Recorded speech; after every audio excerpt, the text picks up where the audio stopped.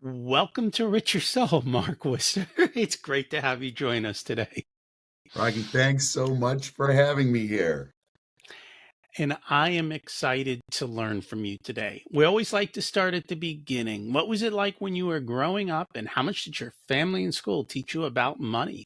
Well, I gotta tell you, I had a good childhood. I lived near both sets of grandparents, so I had a lot of love from them. And I come from a family structure of people who trade their time for money. And they go to work for somebody and they work through their whole lives, and then they retire and die, and that's it. That's the whole course of their lives. And so, both sets of grandparents obviously were in the Great Depression. So their story with money and their relationship with money was one of you save everything and you never spend any money. But that was one set of grandparents. The other set of grandparents spent everything, like every penny. They never saved a thing. They just yeah, they spent. So I had this really weird dynamic with money and this weird story that I've had throughout my life. And I've actually done a lot of work around it. Like I've attended Landmark Worldwide, which is like a human potential accelerator. And I did their programming off and on for 10 years. And they have these 10-week seminars online or in person, predominantly online now. And one of them's called the money seminar.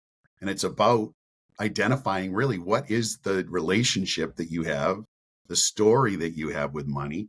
And mine has been one of kind of this crazy dichotomy of, you better save for everything, but, spend. So it's like spend and then feel guilty about spending. It was this weird dynamic. Really was. It's crazy. And now, those were the grandparents you were talking about. What about your Yeah. parents? Well, my mother, her set of parents were the ones who raised six kids in the Depression. My mom was the youngest, and she was born in 1941. And so she inherited that story of you save everything. And my mom passed away in 2019. And, she and my dad were not together. And she always wanted a new kitchen. Like, she loved to cook, and she wanted a deck on the back of the house. And she wanted these things. She wanted to travel. She did none of that. And she passed away, and she had a large sum of money in the bank that she left. I mean, she left it to the kids and the grandkids, but my gosh, like that was her story. That was the one, and that's what my grandparents did, right? My grandparents, her parents, I swear to God, Rocky, I never saw them take a vacation that wasn't staying at home, working in the garden, fixing things around the house. They never traveled anywhere. They never went anywhere. They never spent any money. And they died and they had money in the bank. So like that was the story. And my father comes from a group who spent all their money, and he would have a new sports car every year or two. He would get on the whim and he would just find, and he had some magnificent automobiles. I'm a huge car buff because of, my dad. And he would have these new exotic, beautiful um, sports cars. He never saved a penny. So, how did you balance that between mom and dad? Yeah. Well, that's the thing. It was the spend money on yourself and then feel guilty about it. Like, it was, and I think I did a good job even with that dynamic in play of saving enough money. I sold my company at the end of 2017, and I basically, I wouldn't want to say I've been retired. I've been working on different things for the last 7 years, trying to figure out what my next path is, where I'm supposed to go. And we'll get into that. But uh, I had enough to do that. So yeah, yeah, it was a balancing act. It really was. And let me tell you, it's still a dysfunctional relationship with money. It's something that I work with, right? Something that I'm in recovery. Let's just put it that way. I'm a recovering, negative money story person. It's funny because people don't realize how much of this is handed down generationally. Oh, And you're talking about two generations of money Yeah. programming, Yeah. and then it also kind of affects how you behave in your business. So in your case, you owned a business, Yeah. and did it how much of that rolled into the business and the way you behaved inside the business? Well, I mean, I think it was a mirror image of how I operated in my personal life, right? I would spend money knowing that, you spend money to make money, right? But I would spend in a particular area and then try to have something to save on the other side. My business partner for that 30-year period that I owned this company was my brother, my younger brother. And so I sort of tended towards my father's side of, hey, let's spend and grow this thing. And he was totally on my mother's path story of, we will save every penny and we will just, operate at a bare bones and we will not spend any money on growing anything around here. So we had this dynamic in the business that it was contentious at times for sure. And it's interesting because I think this has kind of been a real aha for me later in life, because growing up, you were always told the apple doesn't fall far from the tree. Like, if you looked at the parents, then the Mhm. kids were going to be good. But growing up and looking back now, I'm like, you know what? That doesn't always hold. That's No, not true. no, There are certain things that may get passed down, but the reality is each kid is going to experience that situation through their own lens. And they may look at it one way, and the second kid might look at it a total opposite way. we're a And you perfect can't example. control for that. No, you can't. You can't. And that's really the world that I live in now. And what I do, in my professional life is I work with people on their programming and understanding where their programming comes from. And a component of that is, you get these generational programs that come down through your DNA. Literally, you inherit these stories from your grandparents and parents before them, and then you're in this world of your direct relationship with your parents and grandparents and people around you and the society that you grow up in, your culture. But then here's the fun part. It gets turned on and off in your experience, your direct experiences that you have. So you're right. So even though, we have these sort of similarity in programming at the base level, when we start to throw in those experiences and epigenetics comes into play, anything can happen, right? So, I mean, my brother and I are perfect examples of that. We come from shared DNA, we get shared history, but our experiences in the day to day and how we interacted with people around, and where we were in the family, right? I'm the oldest and he is the youngest of the boys. So, our experiences of our grandparents was different. Our experiences of our parents are definitely different, and those around us. So all of those factors come into play and create this grand illusion of what life is. Mm. So, how did the money go inside the business? Wow. Right. Yeah. I don't know. Maybe this is the time to tell my story of learning how to read financials. Sounds like the most opportune time. Yeah. Yeah. So when I started the business, I which is common in the United States because we have this great business ecosystem where anybody can start a business. It doesn't matter what training you have, doesn't matter if you have capital or not. I mean, you can start a business, and that's what we did. We started a business. We were both technicians in the field, and we decided we could do it better than the people we were working for, and so we opened our doors. And around about, I don't know, like 1998, we had made the Inc. 500 list twice. And we were in the middle of the pack. So we were doing well. We were maybe 4.5, 5 million in revenue. And we were maybe 40 people in the IT space. And so, our answer to, I had no business background. I had zero business training. I had no idea how to read financials. I just, I knew that I copied what other people were doing. And so we're flying high, we're looking good. And our answer to everything was, if we're having a problem, let's throw a person. We'd hire another person, we'd throw it at the problem. And then, That was the management, right? That's why we're 40 people. We probably could have been 4.5 million with 10 people, but we had 40 because we always had a problem, right?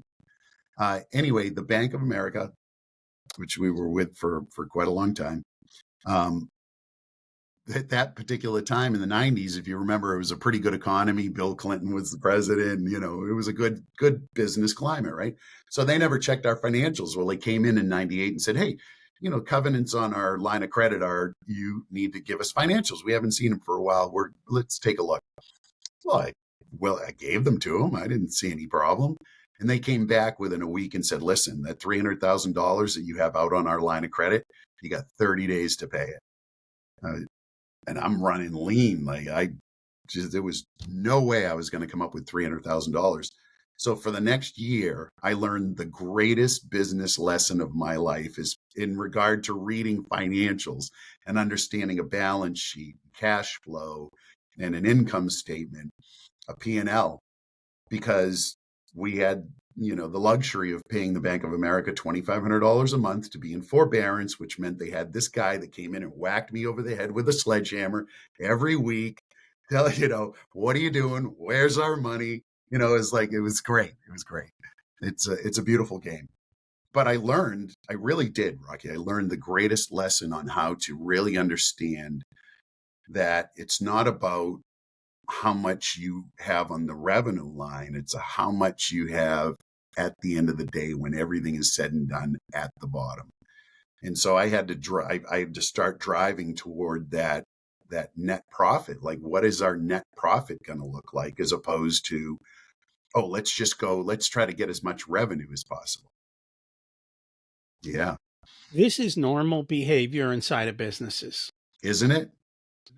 It is. And I think that's the dirty secret that nobody talks about, Right. is the fact that most businesses, especially on the smaller side, when I say Mhm. smaller side, I'm going to say sub 10 million in revenue, I would which say is a I would lot of consider that a revenue. small business. Yeah. Yep. And yet many of them, money is just like flowing inappropriately throughout their business. Oh. And depending on their money scripts, Mm-hmm. then they behave like that in business. And when I work with clients, because I work with these businesses and this is what we help them with, Mm-hmm. the first questions we ask is the same question I asked you to start this podcast. I'm like, tell me about growing up and tell me about how you learned about money. Relevant. It's literally the first question of our first session where we work together, Mm-hmm. because I realize how they behave personally and their behaviors and money are going to leak into the business, and we're going to have to fix them. They can't help but leak into the business because that They is can't. their relationship to money. That is the story that they carry about what money is. I mean, money is just a concept, right? I mean, it's been represented by many different things over the course of history. It's a concept. And so what's our concept of what money is in our lives? And you're exactly right. Yeah. So that was a hard lesson. It was beautiful. Now, I've been a member of Entrepreneurs Organization for about a dozen years. And, so I've got to be in very tight knit groups where, we share everything. And it was shocking to me after having gone through this experience with the bank. I just assumed that everybody else knew that they should be looking at their financials after that. I felt a little bit ashamed. I'm like, oh my God, everybody else knows this, and that's why they're so successful. But I would have friends that would have businesses, as you said, 5, 6, 7, $10 million businesses. They had no idea what was going on day to day. They just happened to be in a particular industry that was throwing cash, that was throwing money. And, it wasn't because they were able to read their financials and understand what they could be doing. So they left a lot of money on the table, Rocky. They did. And that's Mm-hmm. the whole reason that I became a Profit First professional. And that's the whole reason that I utilize that system, because Mm-hmm. it solves that problem and it solves it so easily and efficiently. And it's the way I've always handled my money. Yeah. And so it made total sense to go ahead and do that. And I know you've actually implemented Profit First in your You know, business. it's funny. We got connected through a mutual friend. No idea that you did Profit First. And we had our first call to kind of flesh out, see what we were going to do. And I was just so happy to see that that's what you're doing, because I love Profit First. So I read the book, and Michael was going around doing speaking gigs, and I got a chance to meet him and hear the story and understand intimately and implement Profit First. And it just is so, I guess what I love about it is that it's so simple, but such a profoundly powerful way of running your business and your life. Hell. Life is pretty simple. Yeah. Doing simple is hard. Yeah. It's, It's simple, you not know, easy. it's That's what I like to say. yeah, Because you're it's funny butting up because we're against those stories, right? You're pushing up against whatever story you have with money from, well, as we've discussed, childhood. And yeah, it's hard. but I think what it is it is a system. And Hmm. when you implement systems and you follow and you measure, you have success. So and that goes to any part of life, It's right? a great game. Yeah, it's a It's a great game. great And if you game. understand the rules of the game and you apply the appropriate strategy, you're going to win the game. Correct. Hmm. What gets measured gets improved. And it's the same thing when you come up with a business plan, a life plan, Hmm. any sort of thing. When you define your target and say, this is what I want, Yeah. and then you hold yourself accountable to do what you said you would do, Hmm. and you go the right direction, everything else falls into place. It does. And it's not that hard. But it surprises me how few people actually do it. Well, there you have the greatest example of when we're programmed, and it's very hard. I went to a seminar once on change, and the speaker was the head of neuroscience at, I think, Dartmouth. And his first statement was, "Hey, here's the good news. You behavior can be changed." Now here's the bad news. It's not easy. Like, it's almost impossible. Like, it just gets, we're so ingrained with those patterns for the behaviors that we display, that trying to change those, it's a task. It's a task, but there are things that you can do, right, to facilitate that. There are things you can do to facilitate that. And Mm. I'd love to hear if you have certain ideas on that. Boy, I have been in the change game forever. If you look at my history of, experiences, I'm the type of person who will go into something, consume it 100%, feel that I've completed it, and then I just move on. Like, I don't stick with it. Like, one of the things that happened in 1998, when I was going through this very tumultuous time with the bank, under a lot of stress and pressure. And I was seeing a therapist at the time, and he said, "Hey, listen, you're at the breaking point. Like, you're under a lot of stress here, kid." He said, "Why don't you go to Kripalu?" And Kripalu is an amazing yoga retreat center in the western part of Massachusetts in the Berkshire Mountains. And they're amazing. They do about 34 or 35 million a year in peace, happiness, love, hope. And it's an amazing facility. Uh, so I went there. He said, "Listen, I was there a few weeks ago on a retreat. You should go." Now, I've never done yoga. I know nothing about it. I trust this guy. So I said, "What the hell?" Of course, everybody in the business and family, they're all like, "Well, my God, you're like Nero when you're just fiddling while Rome is burning. You're going to go to this thing and spend money you don't have?" I said, "Yeah, that's what I'm going to do." And I went, and I came back, and I immediately enrolled in a yoga instructor training course, which it was very early on in that genre. They didn't have a lot of training courses, and I became a yoga instructor for several years. That opened up a whole new pathway for me.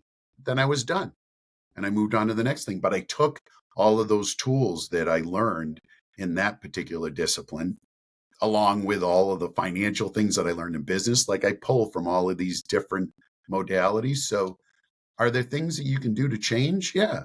I mean, number one, be open, right? I mean, you just have to be open to the idea that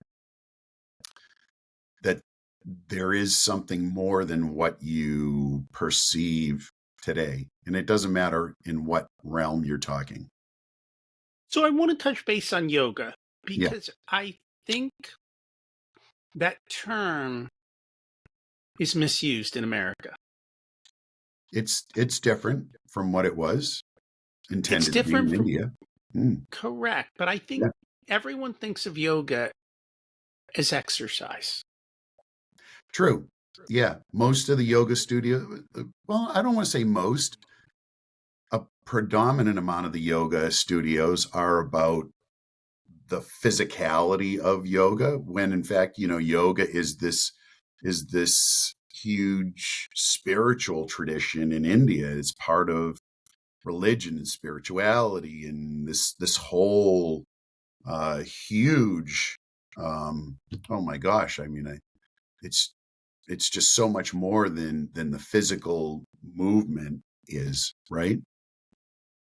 Correct. And that's what I was trying to bring about. I think most people look at it as a form of exercise Hmm. when in reality it is much more about spirituality, but It all of is. that seems to be lost. And there are many different types of yoga, Oh, and each one has its own purpose. it And so does. they are all very, very different. Very, very different, very, very powerful. Some of the, I mean, I utilize in my uh what I do now. I mean, I utilize yoga for sure. Yeah. Out of curiosity, have you read anything from Yogananda? Yes. So he has a book. It's called The Second Coming of Christ, The Resurrection of Christ Within You. I don't know if you've ever heard of that one. I have not, but it makes so much sense. So in there he goes back and he brings in the Bible a lot throughout this whole Hmm. part. And he's like, in the Bible it says my yoke is light. And he said, no, they misinterpreted the actual wording. He says the wording might more so make sense to say my yoga is light. Mm, And so it changes everything. And that's what he does. He goes passage by passage throughout different parts of the Bible, and it's beautiful. he's explaining the parts of the Bible that Christ talked to his apostles about, Hmm. but never told the people. And it says even in the Bible clearly, it goes, the people are just going to get stories because they don't hear, they don't listen, Well, they don't understand. and they don't want to, No, no. which comes This back is to where we started. Why don't yeah. people just do this? Because they Why don't don't, yeah, want why to. don't they just do it? You're right. I mean, yeah. I mean, it's a pretty simple, it is pretty simple. Business is pretty simple. I mean, you can run a successful business if you do this and you do this and you do this and you do this. It's pretty formulaic. I mean, Profit First is a formulaic methodology of running your business, and it works. Oh, funny how that is. So Yeah. is traction, which I believe you're probably a Oh, I almost became an EOS implementer back in 2016 when I knew I was going to be transitioning out of my business. I had implemented EOS in my business as well, and or had tried to, and and I just love the simplicity of that as well. We have a lot of different tools. We have scaling up that Vern Harnish has been working with forever, and we have traction, which is Gino Wickman and EOS. All of those offer a beautiful template on what to do. I mean, this just do this. It really is that simple. Just utilize these tools as they're laid out, and they even give you. Isn't this a beautiful part, Rocky?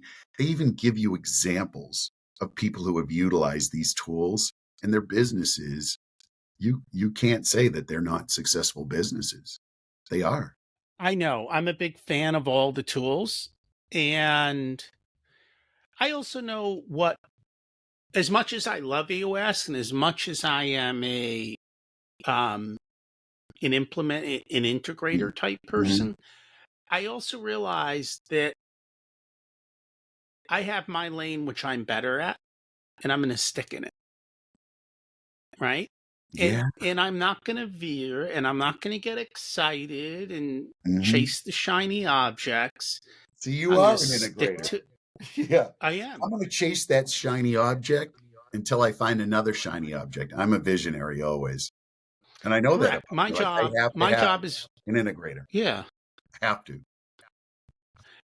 And my job in that role is to hold people like you down. Right. It's so that you You don't have the fly rope away. around my ankle. Right? You're Yeah. the person who says when I come in with my 20 great ideas. And listen, they are 20 great ideas. You're the guy who says, "Yeah, we'll do one, maybe two of these. The other Mhm. ones, Mark, are really great. Those 18 can go over there into a box and we'll open those up later." But no, no, no, no, no, no.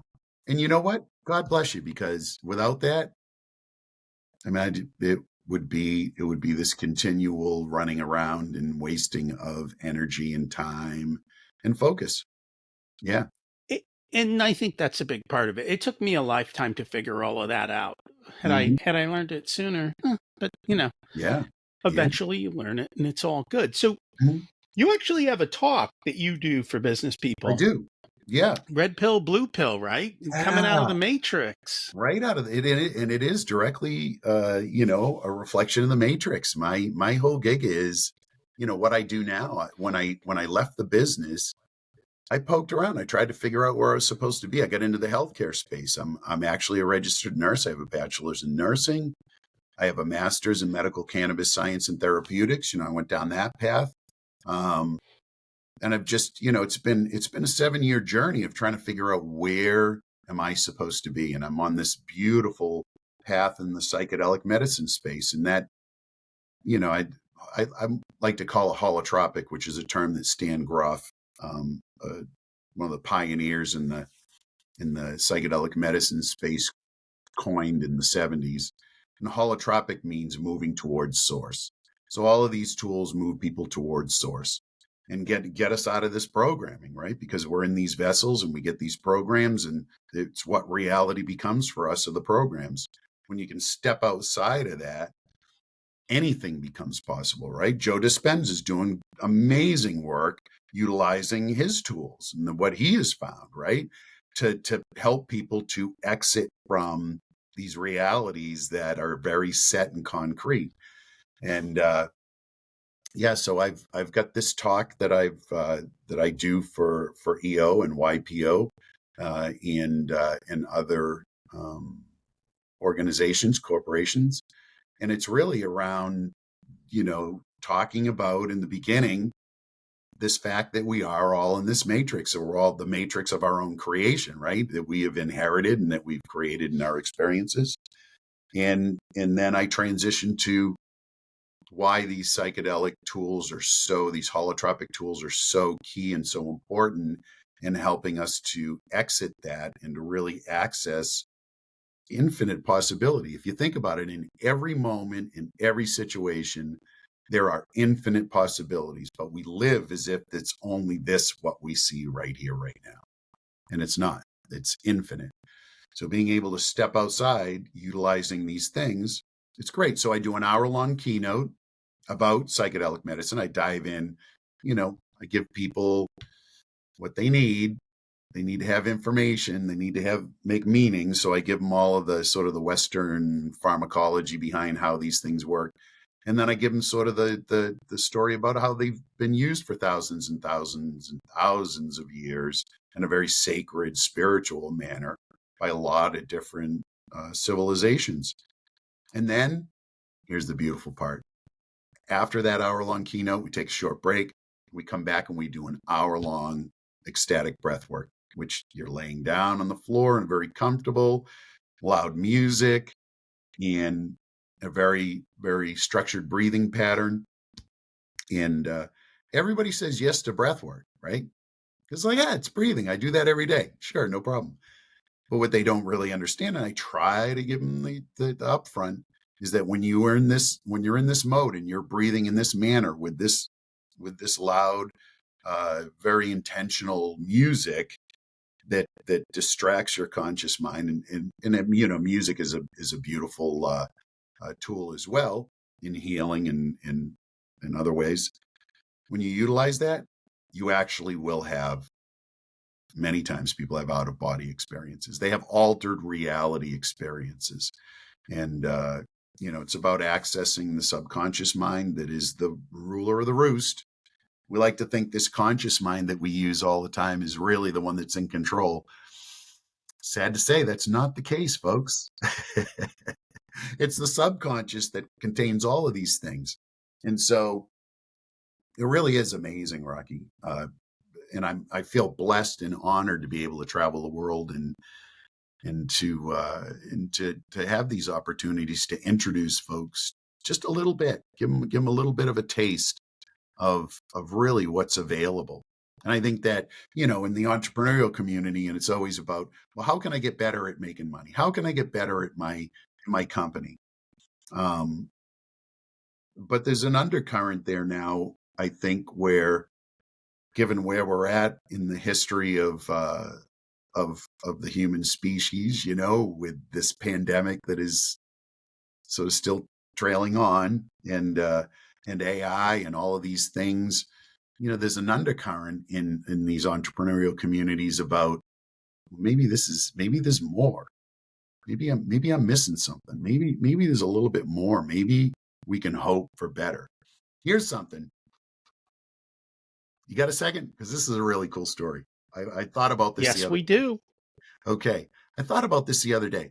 I had read, someone had shared the story of the monarch butterfly, right? So the monarch butterfly, it's this tiny little insect with paper mache wings, very delicate, tiny, tiny, tiny pinprick of a brain. Born in Brazil, the trees of Brazil, it travels 4,300 miles to Nova Scotia. Gets up to Nova Scotia. They do what they do there. They come back to Brazil, to the exact branch that they were born on, and reproduce. So I was thinking, my gosh, if this little thing can navigate all that intricacy of how to, making this 4,300-mile journey as a tiny little paper mache being, imagine what we're capable of when we can step outside this restriction that's in place. Like, my hope is that we live in a world that everybody has everything that they need. Could we solve world hunger? Of course we can. There's plenty of food. Do we have the logistics? Absolutely. Do we do it? No, because we're stuck in this matrix of a story. Yeah.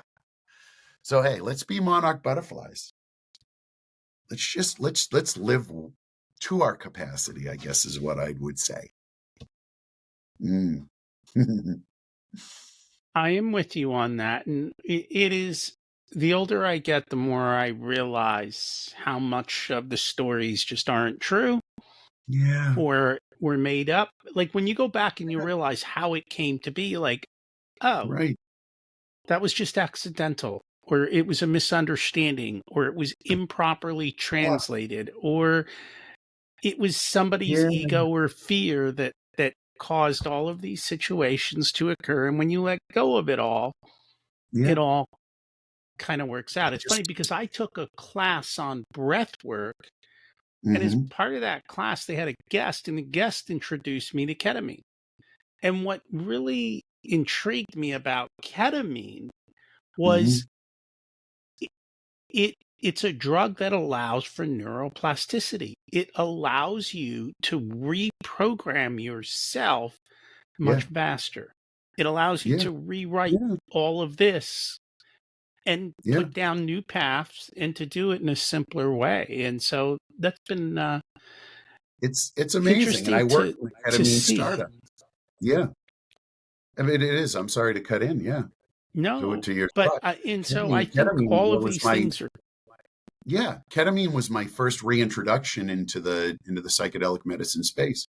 In having worked in that startup for a year and a half, and part of what I did is I worked with the chief medical officer in creating a 3-hour CME, which is a continuing medical education program for docs that we would recruit into the organization. So I got a deep dive on the sort of the nuts and bolts of the pharmacology around ketamine and understanding that, and having had ketamine experiences myself.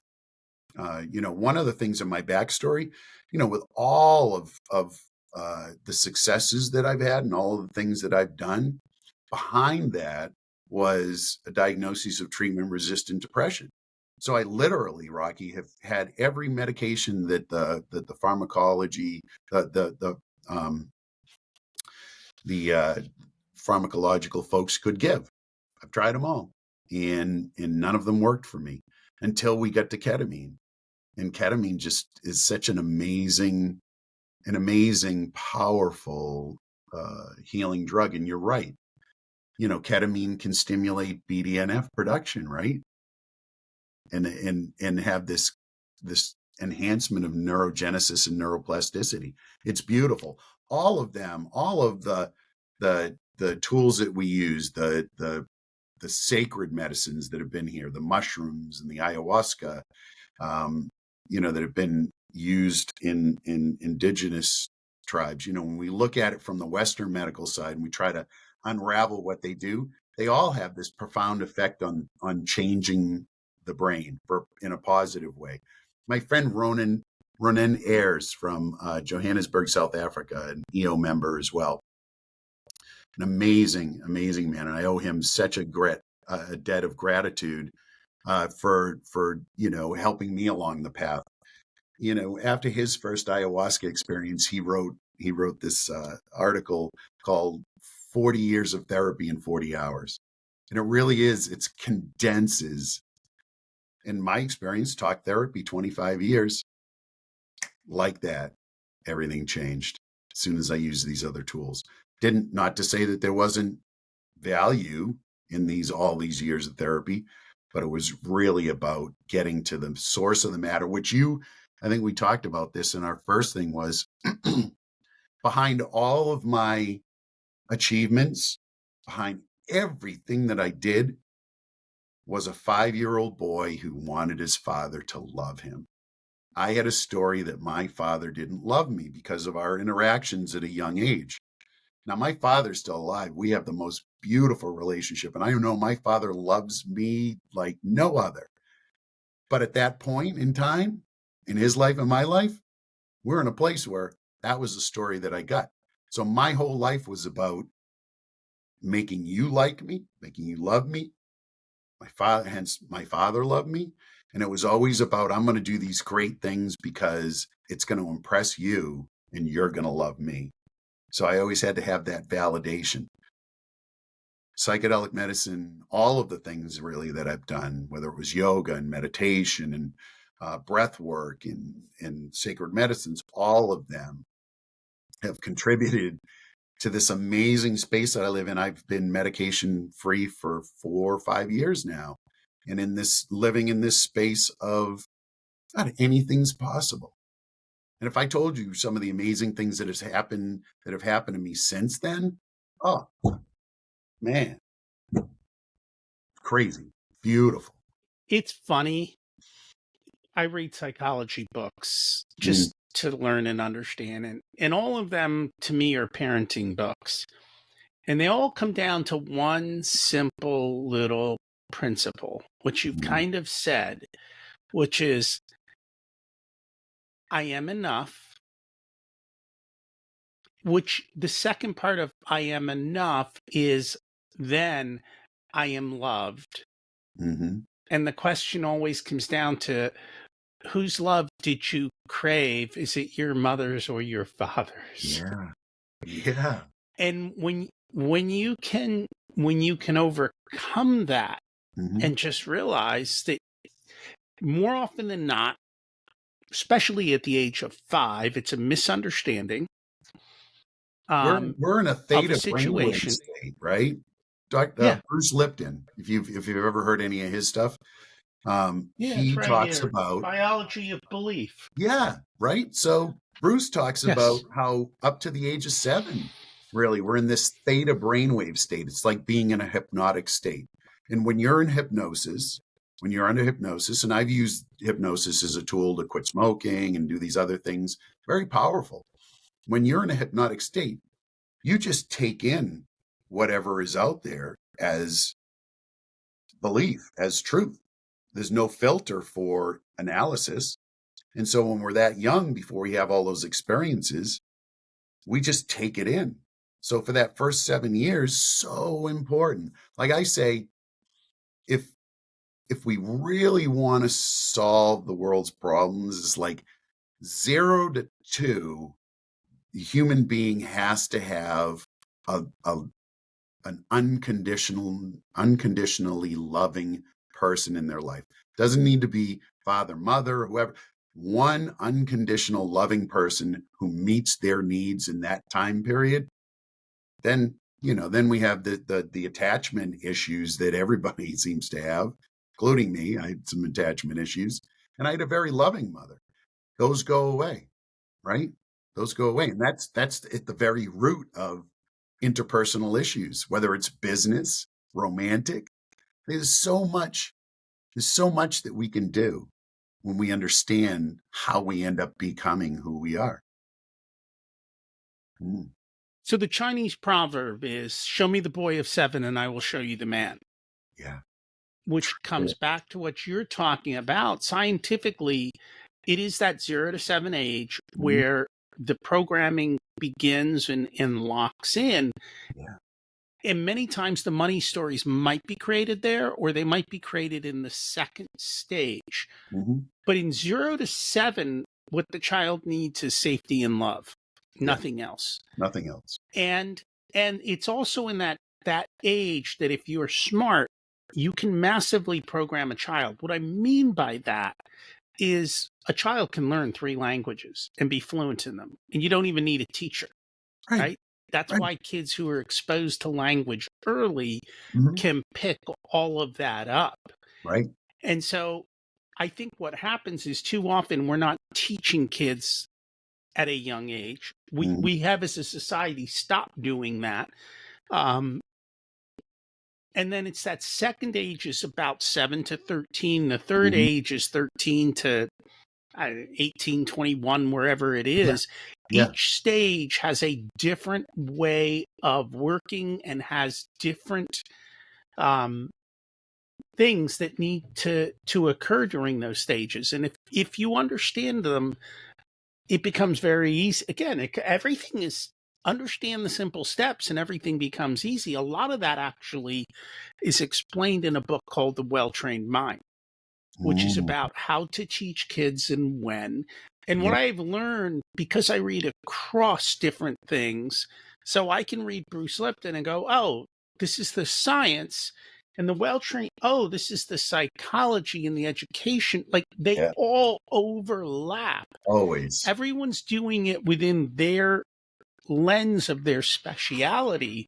Yes. But when you can find the universal truths, they all stack on top of each other in and they all come back to the same Yeah. core types of things. And when you can figure that out, then Mhm. everything becomes easy. Just people don't want to listen to it. And Well, you know I don't what? worry about Pain's it. the great motivator, brother. Pain is the great motivator until we're prompted by sitting in our pain. Maybe we're just like our finances aren't good.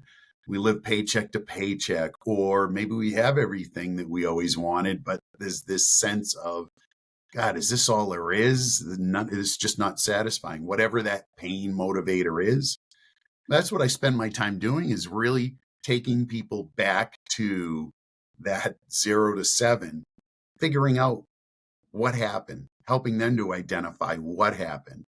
And once they have a sense of how the things occurred and how they're manifesting in their life now, well, then we can utilize tools like breath work and sacred medicines to kind of unravel that.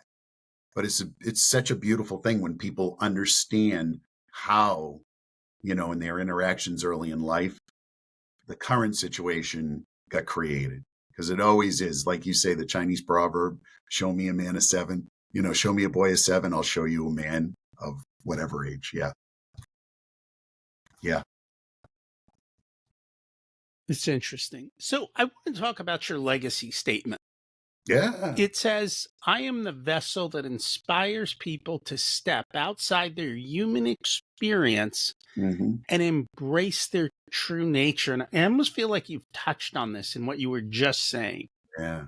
Yeah. But It's I'd love for you to what I do. kind of expand Mhm. beyond that. I worked with a lot of coaches, and one of the things I figured out early on when I had some of my harsh business lessons, like the bank in '98, was that maybe I can seek some people who have some experience, who has some wisdom, some knowledge, and help them help me to figure out what's going on. I've had some amazing business mentors, and really truly blessed. I mean, one of my greatest friends and business mentors is a guy named Dave Preston. He's a retired president of Gillette. How does that happen? Like, I'm just some kid from Massachusetts, running this little small business. How does that happen? Because I was open to it, and I have friends that introduced me, and I just knew that Dave had some amazing things to share with me, and a lot on the spiritual path too. So I've had mentors in a lot of different areas. I had a coach um, in the beginning of like 2012, 13, 14, when I was just in this thing, and his name's Elix Sintron. He's a great coach, and we worked on creating a legacy statement. And so this took me a while to kind of dig in, and I knew I was going to be exiting my business, and I came through. I always am a voracious reader, so I was doing a lot of reading at the time, and I came up with this particular legacy statement, and it just fit who I am and what my calling is. And that is, I inspire people by what I share about my vulnerability and all of the things that I've been through, um, to step outside, like this human experience, these programs, the vessel that we live in for this short experience, this ride we have, and to get to the true nature, which is not this, right? True nature is so much more than that. Um, and so that's my role in the world. That's what I'm up to. That's my big game. And I could have just stayed with the business that I had for 30 years. I didn't have to work hard. Had every toy. Buy, motorcycles. I was divorced. So I'm living a single life. Don't have to work hard. Everybody does their job. Everything's great. I got rid of that. Like, I sold it. It's gone. Like, I got rid of that. When I sold the company, I sold my house, which I had lived in the same place my whole life, exited that, sold the motorcycle, sold the boats, sold all that stuff. And I live a life now. I can't even describe how delicious it is, traveling the world, working with people on exiting this for a moment and getting to their true nature. And I don't have a home per se. People ask me, Rocky, I get this all the time. They say, so where do you live? And it's a hard question for me to ask. I'm on my 11th move since the beginning of the pandemic. And so some of my stuff is in Raleigh, North Carolina, because I'm helping my son to renovate a house that he has there. But that's not where I live. Like, I live right here, right now. Like, with you right here, right now is where I'm alive.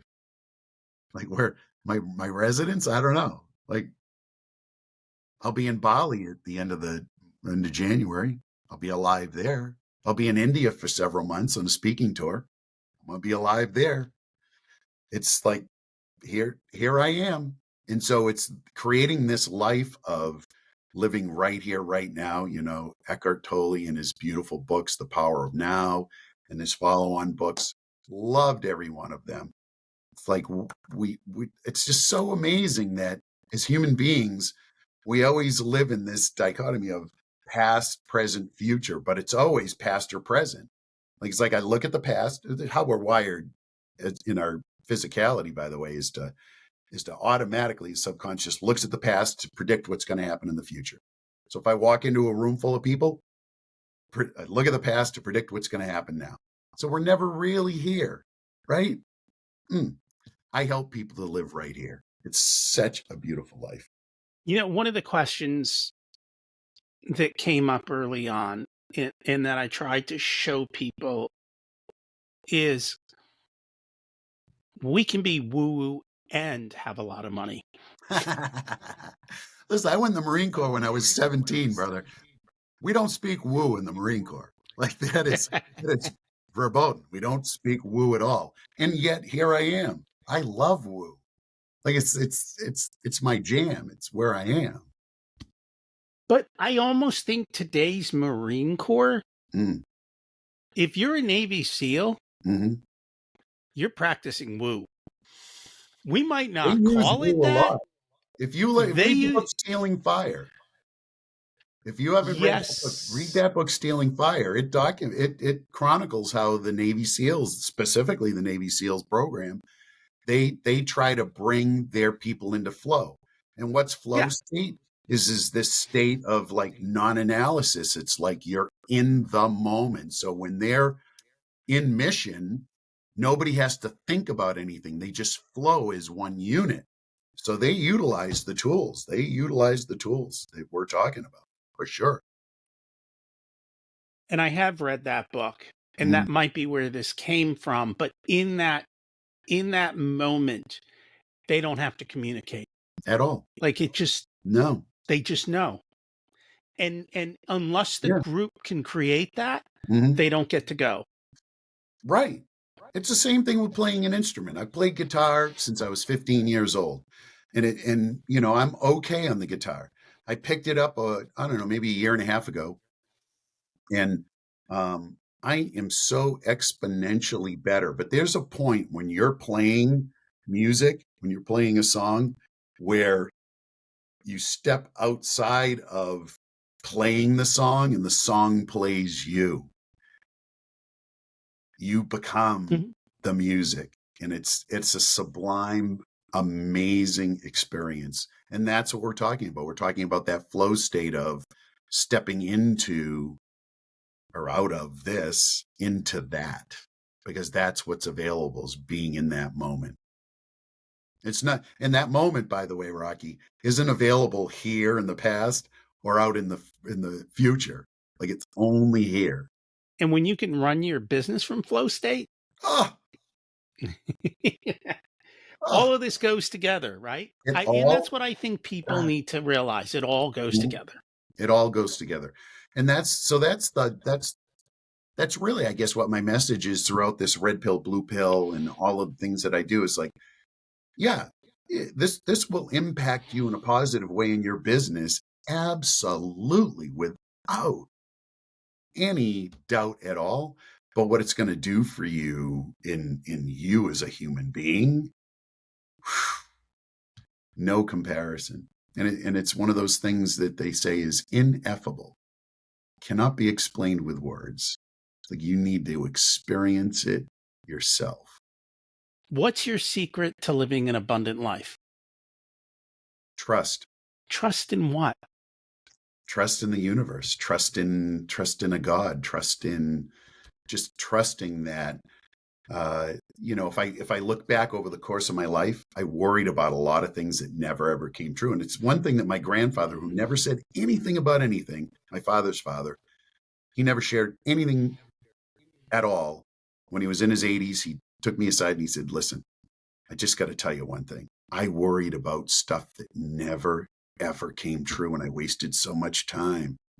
So I trust that everything always, always, always works out for me. Always." What did you learn later in life that you wish you would have learned sooner? Not to worry about what other people think of me. That was something that I just wrestled with so much because, God, I wanted you to love me, right? You needed to have your validation and love. And it just was so excruciating to navigate relationships. And I've been in this beautiful place for a while now of understanding that and I've heard this said many times, your opinion of me is none of my business, because I understand your opinion of me has nothing to do with me. It's a compilation of all your experiences and all your programs that are in play. Nothing to do with me. If you were to give an 18-year-old one specific piece of wisdom, what would it be? Yeah, just trust. Just enjoy. Enjoy the ride. Like, it'll all work out. It always does. You're here for a great experience. Make it that. If people would like to learn more about you and Mm. what you do, what is the best way for them to do that? Well, I'm on all social media. Out there is Nurse Mark. So the official Nurse Mark on Instagram, Nurse Mark on Facebook, and website is nurse-mark.com. I will put that in the show notes. Thank you so much for joining us today. Froggy, thank you so much for having me. It's been such an honor and a pleasure. Thanks for checking out this unedited video of the Richer Soul podcast. You can find the full episode along with all the back episodes at richersoul.com. This podcast is brought to you by Profit Comes First, where we help business owners to have a more profitable and growing business so they can live the life of their dreams. Check that out as well wherever you listen to all this content.